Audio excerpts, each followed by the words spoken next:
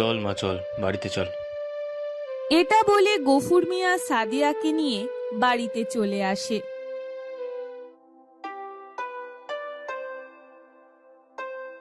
বলি, চিংড়ি কি এনেছো?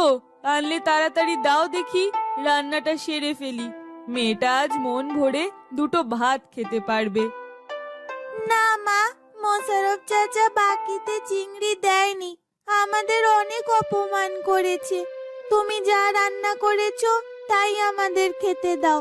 আমি আর কোনোদিন খাওয়া নিয়ে বায়না করব না, তুমি যা রাঁধবে তাই খাবো। কাঁদিস না মা, চ আমরা খেয়ে নদীতে মাছ ধরতে যাব, দেখি চিংড়ি পাই নাকি। সাদিয়ার মা, তুমি আর এক দেরি করো না, দাও দুটো ভাত দাও দেখি। গফুর মিয়ার কথা মতো জাহানারা গফুর মিয়া আর সাদিয়াকে খেতে দেয়। খাওয়া শেষ করে গফুর মিয়া